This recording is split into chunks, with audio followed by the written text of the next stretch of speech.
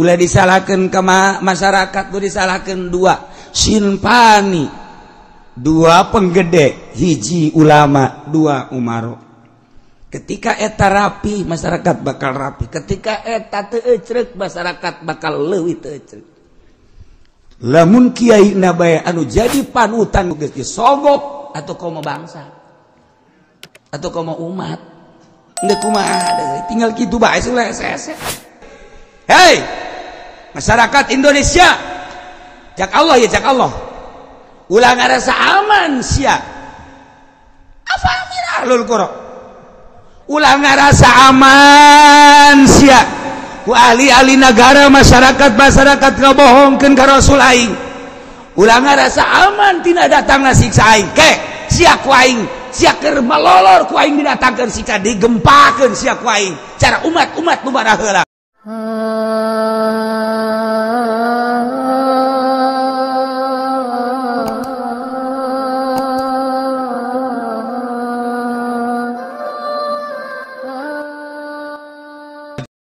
Nah, iya lanjut ya.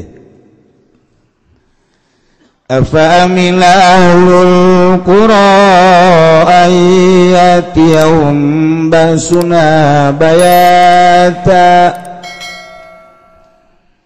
Di negara-negara anu ahli-ahli negara tersebut ternyata geus para rohoan ka instruksi para rasulna. Kuari urang di akhir zaman negara anu diutusna di akhir zaman mah Kangjeng Nabi teh Kangjeng Nabi Muhammad sallallahu alaihi wasallam.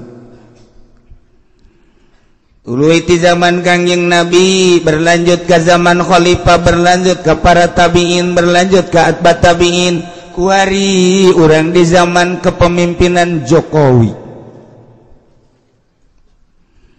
Ternyata barang ditaliti ku urang di negara Indonesia anu tadina 90% Islam, kuari menurun menjadi 85%. Kafir naik di Indonesia, Kristen naik, Katolik naik, Protestan naik, Buddha, Konghucu, Hindu naik, Islam turun.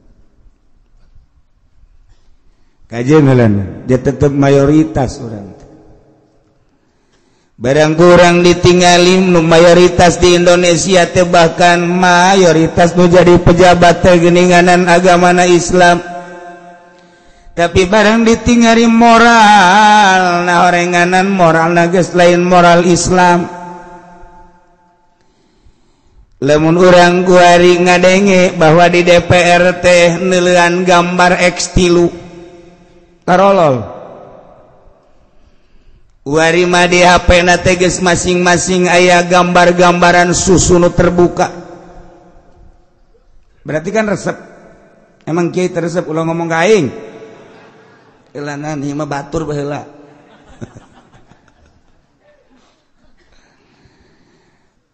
Eta keur carita si HP na. Keur carita eta bagian daripada moral. Kuari lamun urang carita anu geus kanyahoan ku urang sabaraha menteri anu ngurusan negara urang anu disel, sabaraha gubernur nu eta teh ngurusan agama urang nu disel, sabaraha bupati nu ngurusan negara urang nu disel, sabaraha camat, sabaraha lurah. Berarti moral bangsa teh penggedena bagi geus kos kitu. Kuari neuleuh rakyat, ya Allah ya Rabb. Urang deuli di pengajian kos kieu mareke kopeah mareke tiung teh. Ketika geus bubar jelemana ieu kene tiungna dipiceun. Di kumaha deui coba ieu? Tarolah urang mah geus kaeusi di jero benak hate ku ilmu. Aya ngarajadadasieun ka Allah, tapi nu teu ngaji. Lamun urang neuleuh di ditu di Cikupa di perumahan naon karana nu di Cikupa teh?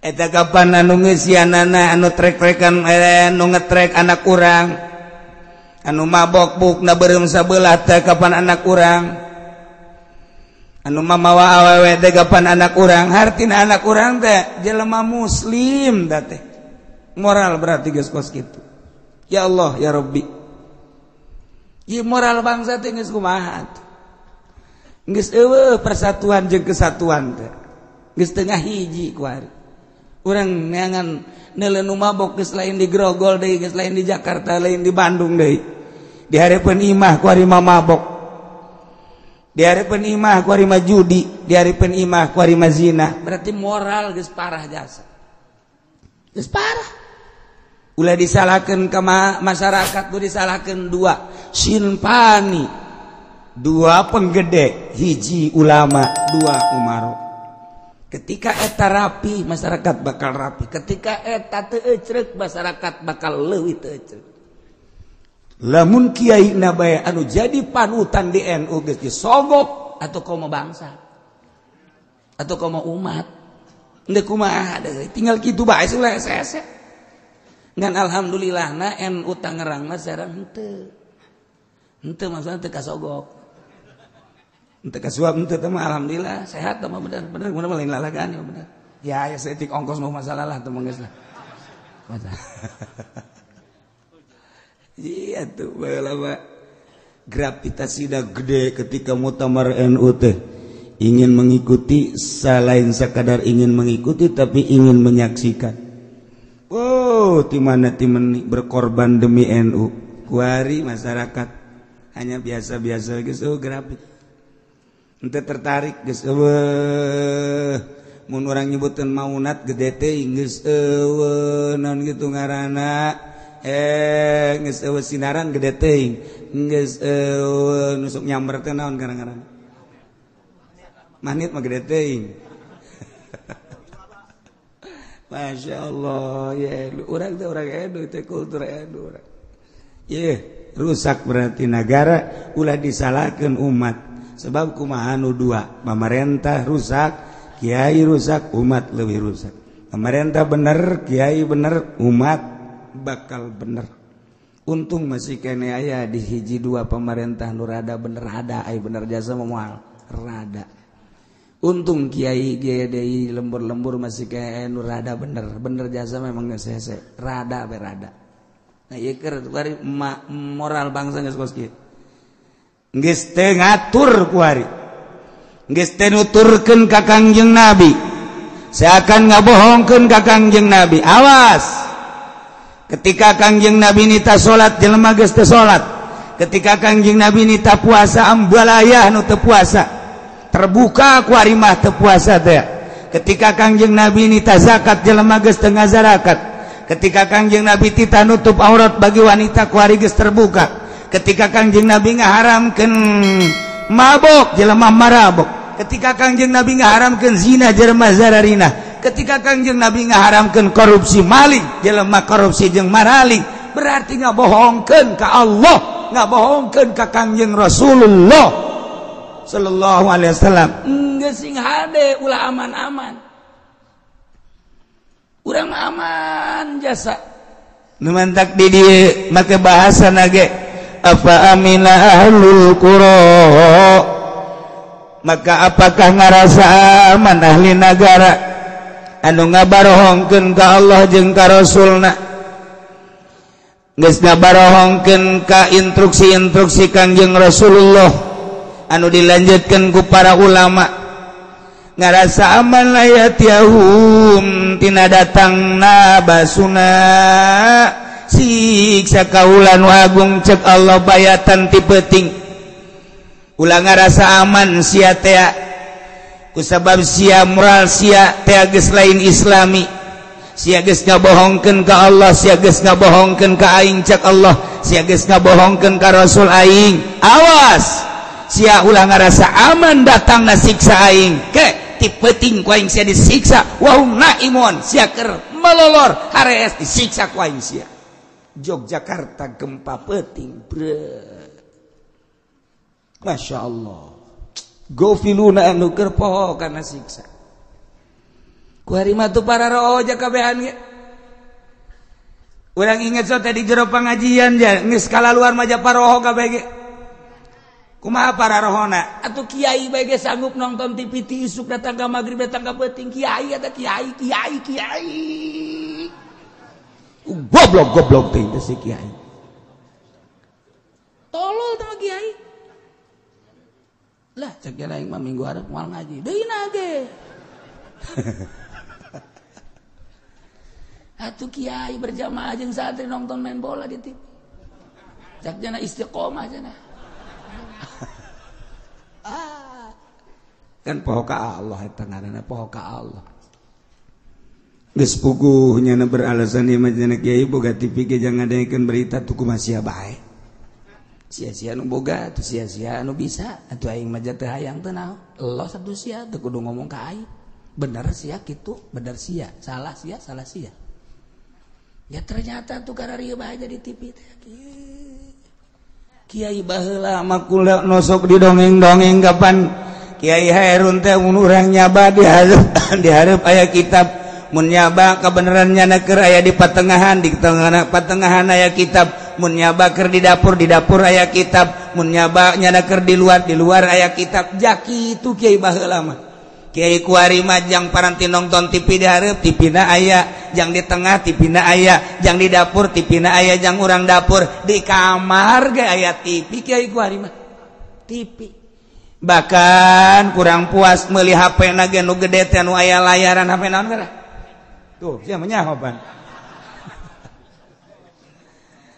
keur ngising ge nonton TV ngising nonton TV berarti kan rusak jasa ieu rusak jasa Masya Allah tapi urang ngarasa aman bae ku karusakan eta nu mantak aya hamzah fa amina ahlul qura hamzah lil inkar lit taubih. Hei masyarakat Indonesia cak Allah ya cak Allah ulah ngarasa aman sia apa amina ahlul qura ulah ngarasa aman sia ku ahli-ahli negara masyarakat ngabohongkeun ka Rasul aing ulah ngarasa aman tina datangna siksa aing ke sia ku aing sia keur malolor ku aing didatangkeun siksa digempakeun sia ku aing cara umat-umat nu baraheula ku bolon teuing sia eta takos kitu ulah ta fa amina lil inkar atawa li taubeh cek Gusti Allah ilmu aya di sia pangarti aya di sia masyarakat amburadul ku sia diantepkeun aduh sia teh kunaon ngarasa aman-aman teuing atuh sia teh kana datangna siksa aing ku bego sia teh ilmu sia teh eta teh titipan ti aing kunaon ilmu sia teh teu ngajagaan ka sia eta teh hawa nafsu sia nu pohara jasa hehe cak Gusti Allah nanaonan sia tau beta ku tolol-tolol teuing sia tuh deuh masyarakat ahli negara anu geus rusak tapi sia ngarasa aman bae deleukeun sia lamun sia ngarasa aman bae kade sia deuleuh umat nu baheula ngahinakeun naon kitu ngaranna teu nurut ka rasulna disiksa ku aing sia ge ahli negara ahli Cikupa ahli Balaraja ahli Curug ahli Sepatan ya disiksa ngan Cilongok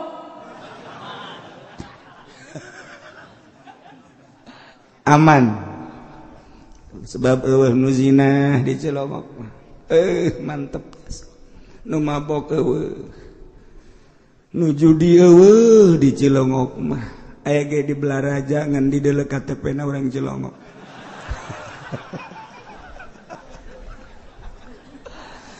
aya nu zina di ditu di Cikupa barang dikatewa ku polisi KTP-na suka mantri ngan nyana di luar jadi tetap diri mah diamankeun sebab di luar gitu paling goyang setik lah ya Allah ya Rob sing hade urang ulah aman-aman ka hade Allah geus ngadongengkeun umat-umat nu baheula anu teu nuturkeun ka Rasul inkar ka Rasul disiksa atuh sarua atuh ku ari ge marukan kumaha ya Allah ya Rabbi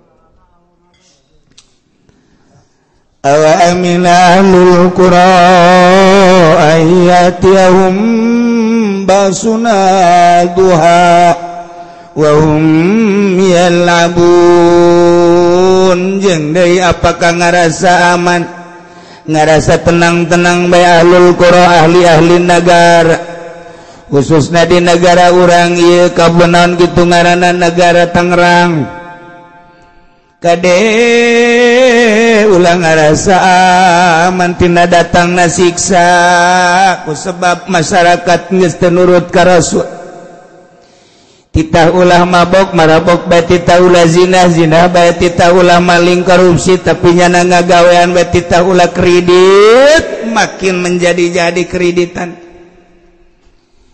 cek jana ulah ngadengekeun kiai di Cilongok mendingan ngadengekeun kanu ngahalalkeun bae lah jasa rua bae itu kiai awas ya tsunami datang sia ulah ngarasa aman ahli-ahli negara tina siksa Allah sebab telurut ka Rasulna awas ya siksa ku aing cek Gusti Allah duhan waktu duha wa hum yalabun ketika nyana heureuyan ulinan ameng-amengan keur lalagan dele Aceh waktu duha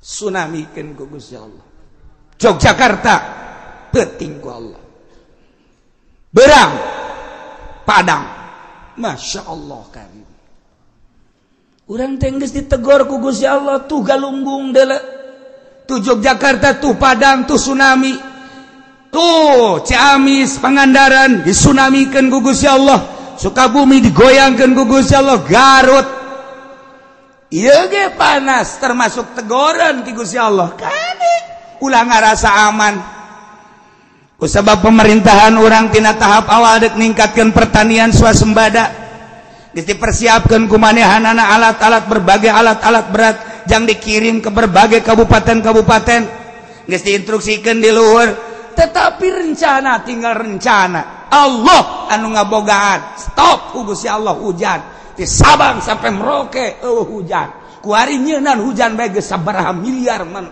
pemerintah emang iya hujan teh anang asil lain sia mah teh nyaho naon ditanya geus hujan entos kiai alhamdulillah banjir aya guludugan eueuh sabaraha miliar kuari kerugian lain kerugian ieu nyeunan hujan nembakan hujan eta ge kudeudeuh keneh ka masyarakat daripada panas jasad tapi can aya hujan nu asli ti Gusti Allah ini kumaha coba ieu pertanian sabaraha ribu hektar sabaraha ratus hektar sabaraha ribu hektar di berbagai kabupaten anu geus teu kaala telaan ku hari teh masyaallah tinggal aya karawang-karawangna doang geus lain tina cai hujan tina jatiluhur tina kiriman-kiriman ti itu senyaho urang jatiluhur lamun disaatkeun ku Gusti Allah dak nu madak di urang we di urang sadane bocor ternyata PDAM na teu jalan jang kota mah rahasia Allah saat sumur eueuh caian sadane kandas bendunganana bocor nu kasedot adalah taneuh neuk kumaha deui rahasia Allah keur ditegor urang ku Allah sia de kunaon urang ngomong kejadian alam kieu lah alam balikeun atuh pikiran ieu langit nu Allah ieu bumi nu Allah urangna nu Allah kita nurut ka Allah ketika teu nurut ka Allah melalui rasul jeung ulama nu balaleuneur teu nurut siksa sia wae ieu kakarak tegoran-tegoran tetep bae sugan aya pamarentah anu ngadengungkeun tobat can aya sugan aya kiai hayu urang tararobat can aya teu bae kiai ge nunggu instruksi ti pamarentah sebab naon aya instruksi mah sugan bae aya ieu tama moal beres tobat kos kitu mah timbul tina nurani atuh timbul ieu masyaallah karing hararese amat tuh urang lamun nyebut nurani ngeunah asup ka jero hate tamun nyebut birani simba eta mah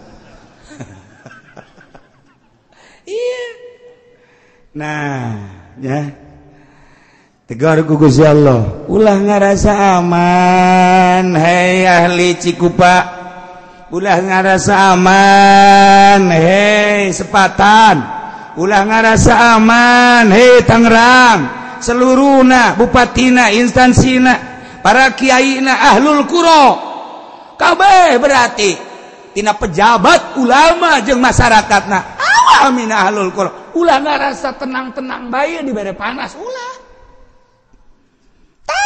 titah tobat tah coba beuh lamun aya bupati kuari ngayakeun kitu pembersihan tidak boleh ada yang mabok ketika ada yang mabok panggil gesel ketika aya nu zina panggil mun aya rangda bawa ka ditu ka pendopo amankeun ku bupati mantap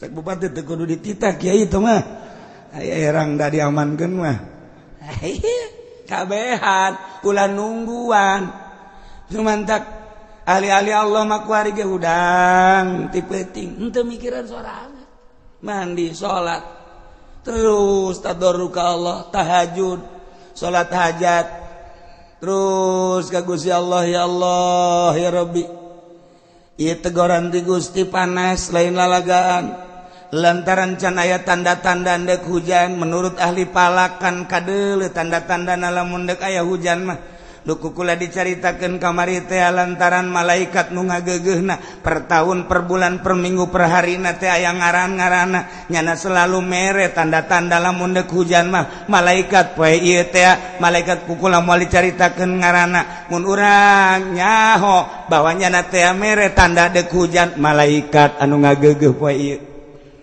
malaikat anu ngageugeuh dina minggu ieu mere diantarana tanda dek hujan teh aya angin anu tiis kana ceuli cek malaikat ku aing dibere ketika endek hujan asli ti Gusti Allah ceuli katiup ku angin tiis tuh mulai aya sia mah teu memperhatikeun kan tiup ku malaikat ditiup teh malaikat teu main-main malaikat memang main-main teu mun malaikat main-main bahaya mun aya malaikat lalagaan kamari ke tahun baru jelema make trompet pratet pratet pratet malaikat Israfil neuleuh wah nu aing jadi tiup ya gua blot atuh kiamat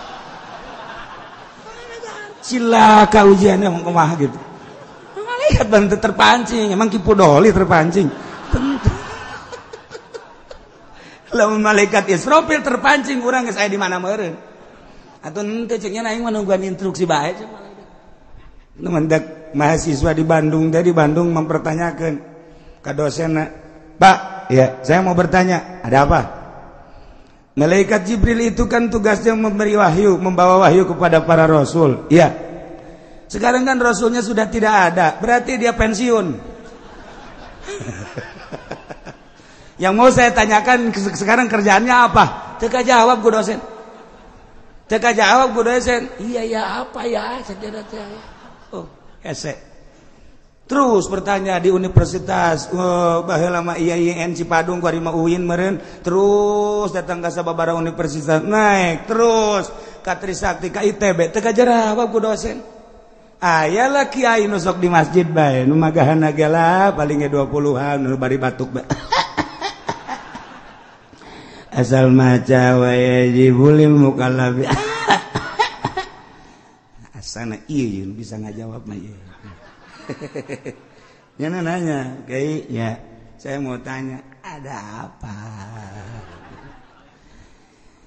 Malaikat Jibril kan tugasnya membawa wahyu kepada para rasul. Benar, pinter hujan. Tapi kan kuari rasul geus aya diakhiri ku Kangjeng Nabi urang.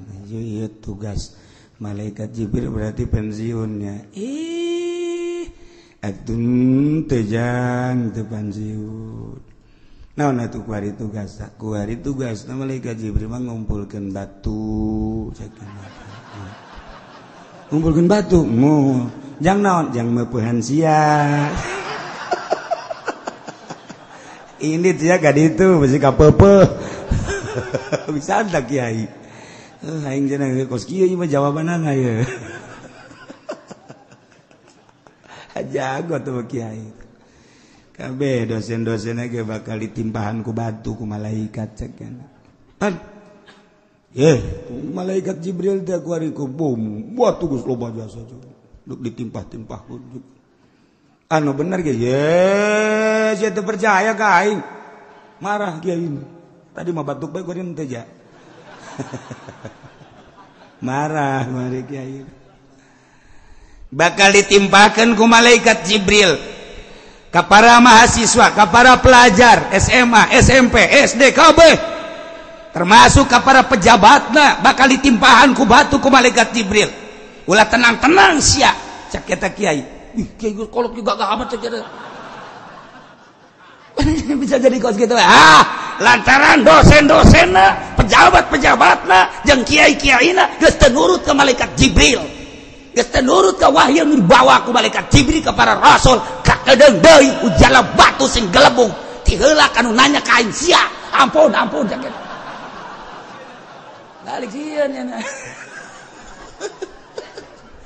aing mal nanya-nanya deui ka nya cak eta teu aya aing aduh serem jasa teh kiai cak eta iya awa amina ahlul qura masyaallah tuh mantap ulah sembarangan hanya ka kiai ahli Allah mah bakal malik ka nyana sorangan itu kiai sok diuk baik itu emang kumaha kitu jawabanna beuh meyakinkan kiai kos kitu geus teh mahasiswa barang datang ka imah aing bingung cenah dek nyieun artikelna ya bingung ye makalahna kumaha ye masa malaikat Jibril ngumpulin batu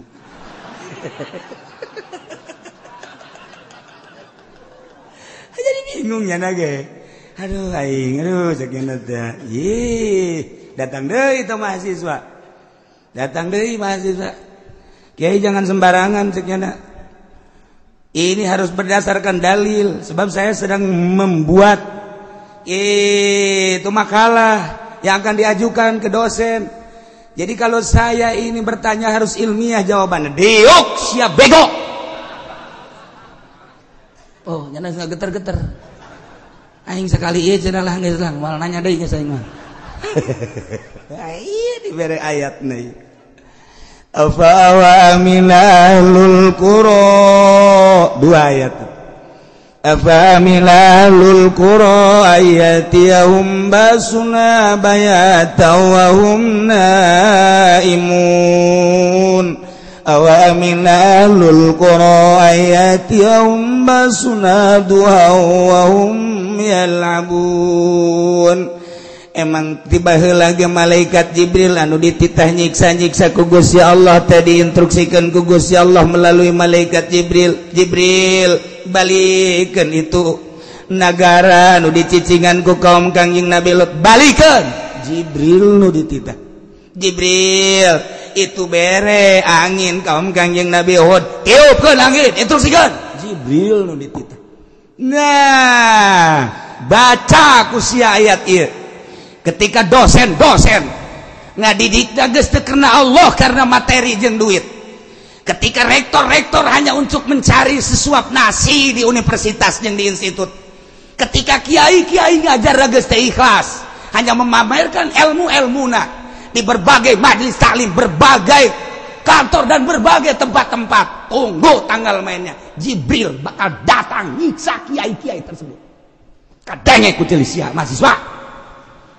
geus kalau mal nanya di sabada sia edit sia kan itu diperdalam ku nyana ieu ayat ieu bener begitu diperdalam ceriknya dibere hidayah ku Gusti Allah setelah hidayah neangan guru kapanggihlah jeung seorang wali Allah nyana berguru ditinggalkeun ku nyana pendidikan formal anu nyana meunang kitu ngaji atau sekolah dididik di SD SMP orang Indonesia mal dibejakeun ngaranna hirup kene ku aring geesan nya nama tetapi setelah saya sarjana geus ditinggalkeun di Picin mun di urang Ki Mupasir eta teh sarjana hukum esa di Picin ku nyana kasarjanana topi nu hideung nu aya buntutan ka dieu teh master geus eueuh eta Ki Mupasir tanya ka Ki Mupasir salah seorang deui mahasiswa nu ieu nu kukula didongengkeun nu bertanya-tanya tentang malaikat Jibril dijawab nu ngajawab geus maot kiai di Bandung. Nah kuari nanyana ibadah ka Gusti Allah, bahkan menteri penerangan Harmoko datang ke manehanana. Terus diskusi jeung Harmoko, mantap Harmoko kuari henteu berkeliaran ge, selalu jeung manehanana bertobat. Lamun Harmoko baheula jadi menteri penerangan, ditambah deui menteri luar biasa, ditambah deui menteri luar kebiasaan. Nyana geus embung mana kuari. Geus tobat nya mah dipenta kuari, dipenta. Komentar tentang Indonesia teu daek. Geus teu daekeun. Sulit saya untuk mengomentari di Indonesia. Cak Harmoko hirup kene ku ada Harmoko nage. Enggak, saya mau dipenta sabaraha. Kitu penggede datang ke manehana sabaraha. Wartawan datang ke Harmoko tetap bungkem, sulit. Sebab itu bekas saya.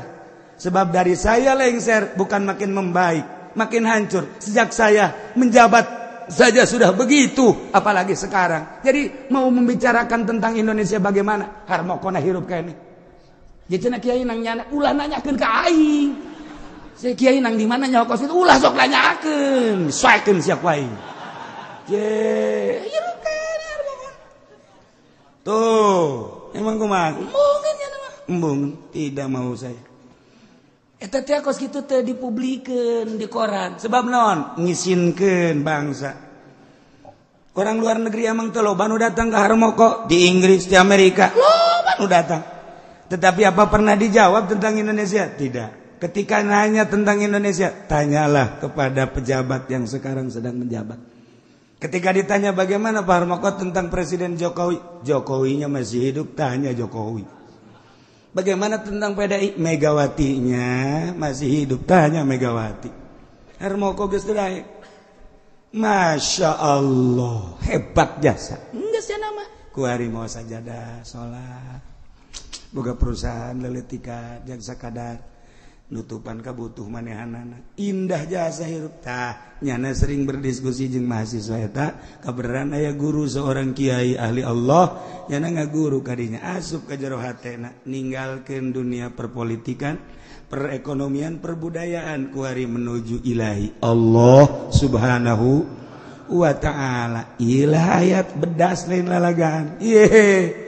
Lamun ahli negara wari brutal, moralna rusak, kemudian tersadar timimiti anu ngageueuh dia ta wilayah, kabupaten, bupati jeung instansina, provinsi, gubernur jeung seperangkatna, luhur RI 1, para kiaina baik di MUI tingkat atas, MUI tingkat daerah, MUI tingkat kecamatan, tersadar leuleuh kebangkrutan moral bangsa.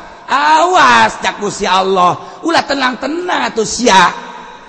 Siksa ku aing sia mun teu penting beurang ku aing sia disiksa. Ulah nungguan siksa ieu geus tegoran lain lalagaan. Gunung nu kuari batuk bae geus sabaraha gunung.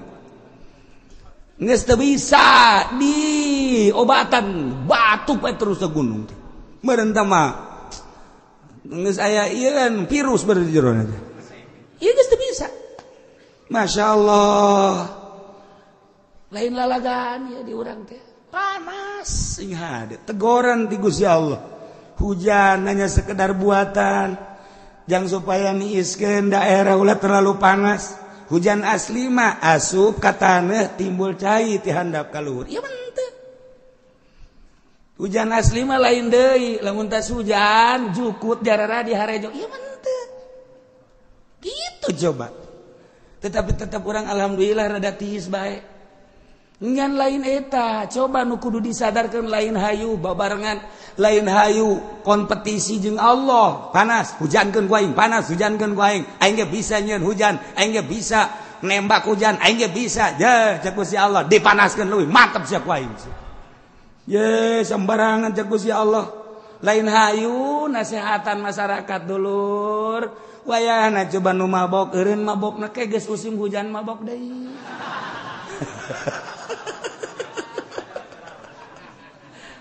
Tukangan nasihatan Golkar tau kos gitu Pak. Tilok bareres. Oh bener kan nasihatan anak. Masya Allah Karim. ditegor ku Gusti Allah deuleu umat nu baheula teu nurut ka Rasulna siksa ku aing tidak menutup kemungkinan kuari teu nurut ka Rasul aing siksa ku aing ulah ngarasa aman sia nonton TV bae nonton film bae SMS-an bae HP-an bae sia dan lain-lain sebagainya terus korupsi terus maling terus zina terus mabok dan lain-lain sebagainya deuleukeun ku aing mun teu berat penting siksa sia ku aing. Na'udzubillah min dzalik afa aminu makrallah fala ya'manu makrallahi illal qaumul khasirun.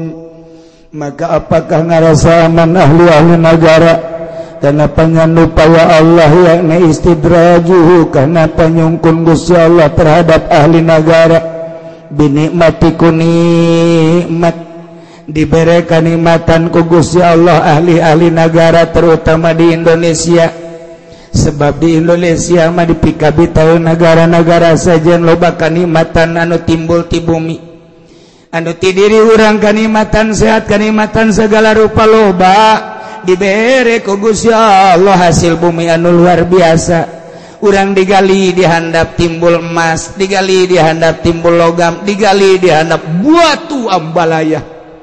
Geus puguh di Garut ti baheula ge aya batu-batu Garut. Kuari mah batu Garut teh aya nu beureum aya nu koneng baheula mah khusus batu Garut teh ngan hejo unggul.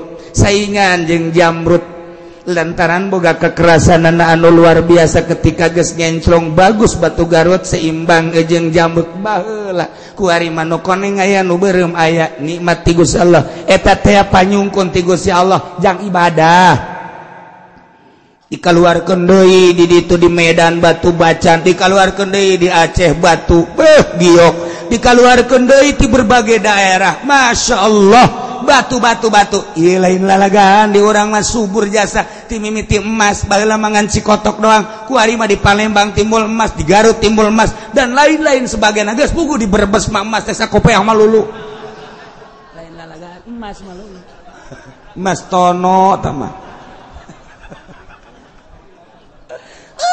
logam teh perak teh perunggu teh ya Allah ya Rabbi lamun urang ningali pabrik besi baja di koran aya di urang lain lagan teu beak-beak besi datang kanu jadi direkturna datang kanu jadi bosna urang Australia urang luar negeri urang Indonesia hanya jadi karyawan biasa Masya Allah karim geus puguh lamun urang nyaritakeun emas anu aya di luar anu dibawaan ku Amerika urang mangan sakadar memandang dipuatkeun ka kapal diproduksi di urang diproduksi di kapal gelenyeng dibawa ka ditu urang nu bogana sebagai bangsa Indonesia ngan sakadar neule doang nu untungna hanya penggede di luhur jeung Amerika nu urang teh lain nagaranya negara nu urang barang pajak terus-terusan ketika urang teu mayar pajak marahnya anak tetapi keuntungan anak lain dipakai ngabangun bangsa jeung negara hanya nyana doang ngan presiden urang mah tetep henteu korupsi henteu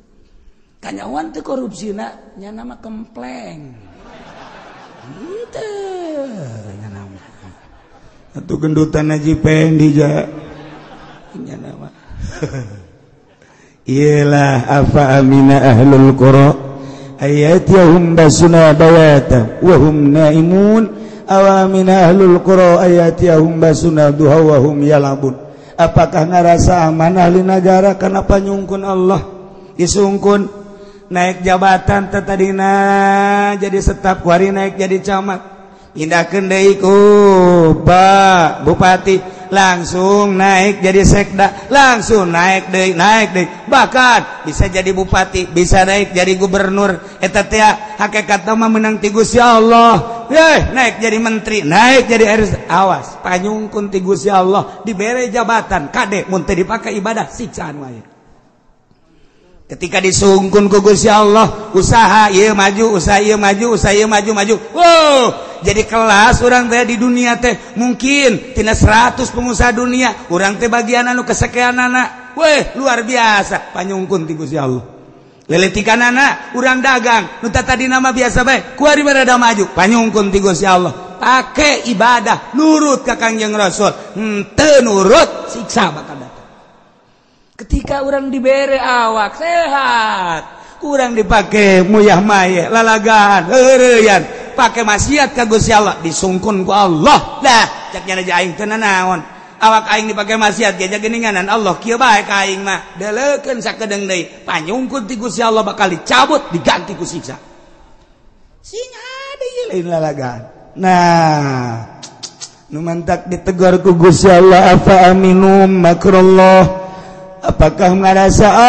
aman ahli negara karena panyungkun Gusti Allah dengan nikmat awas bakal diberi siksa sekaligus kade fala ya'manu makrullah teu ngarasa aman kana siksa Allah teu ngarasa aman kana panyiksa Allah illal qaumul khasirun kecuali kaum-kaum anu rugi jelema nu ngarasa aman jelema rugi jelema nu ngarasa tenang jelema rugi jelema nu ngarasa indah hoy bae tenang-tenang bae awas siksa ku Gusti Allah baik siksa perorangan atau siksa keluarga atau siksa sakemplok daerah atau siksa secara nasional awas sing ada ngeyelah urang ditita babalik ka Gusti Allah sanajan pemerintah urang bupati urang can ngainstruksikeun tobat wayahna urang masing-masing di lembur lobakeun tobat ka Gusti Allah Subhanahu wa taala.